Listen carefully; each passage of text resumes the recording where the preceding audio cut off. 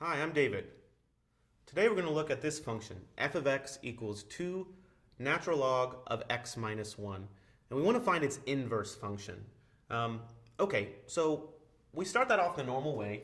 We rewrite this as y equals 2 times natural log of x minus 1.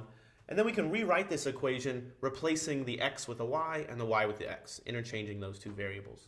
So if I do that, I have x equals 2 natural log of y minus 1. And I've got to try to solve this for y. At first it's not too hard. I can divide both sides by 2, and I have x over 2 equals natural log of y minus 1.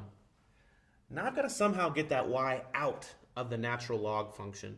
And there's a way to do that, and we use this little identity. It's e to the natural log of some function, g of x, just equals g of x. That's because the two functions e to the x and natural log of x are inverse functions.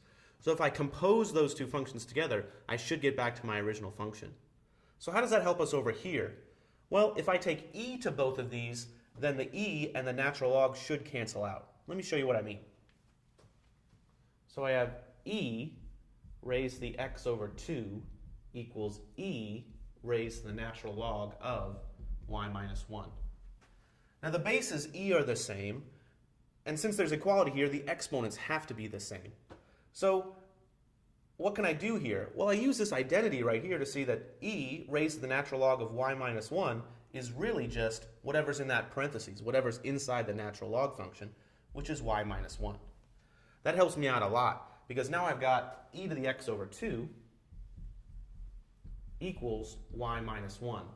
Now it's a simple step of adding 1 to both sides of the equation to get y all by itself.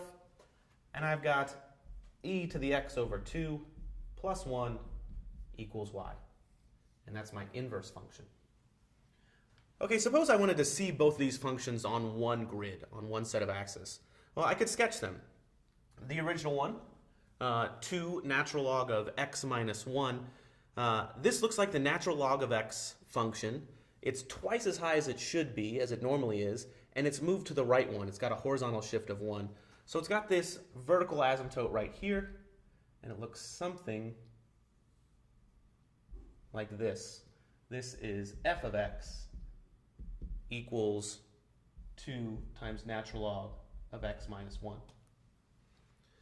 The next function, its inverse, e to the x over 2 plus 1, looks like e to the x.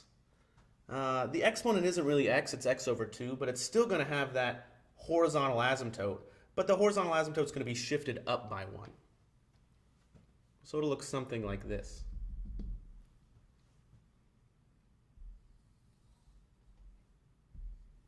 Now suppose you didn't want to go through that whole process of figuring out what these things look like on the graph. You could use a graphing utility and get that just the same. But either way, the picture looks something like that.